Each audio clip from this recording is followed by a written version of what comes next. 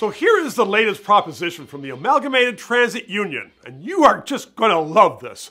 Since police in Canada can pull over any driver of a car without probable cause to test for impairment, should the driver of a multi-million-dollar train with thousands of passengers be able to smoke dope on their own time without penalty, as long as they think they are not under the influence on the job?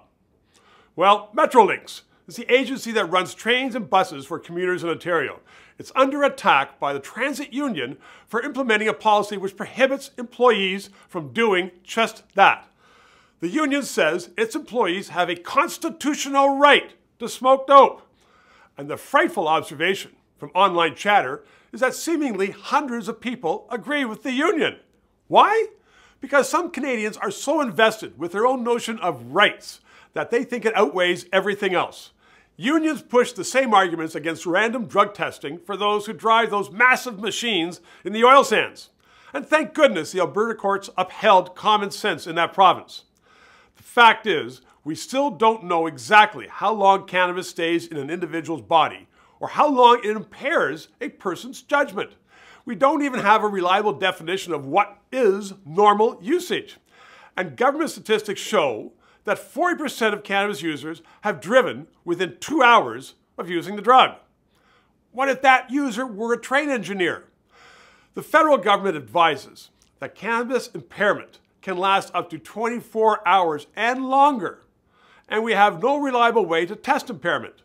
Is it really unreasonable for Metrolinx to ban employees in safety-sensitive positions from consuming cannabis, whether they are on duty or off duty? Cannabis may be legal, but that doesn't mean it should be permitted in all professions. Will it take the loss of many lives in a train wreck caused by a driver who was under the influence to hammer home common sense? Will a mother or father whose child has been maimed or killed have the same concept of constitutional rights? Practically speaking, this rule will not prevent a train engineer from smoking dope when they are on holiday, when they are at home, a week before work, and the employer cannot have snoops looking through that home to check.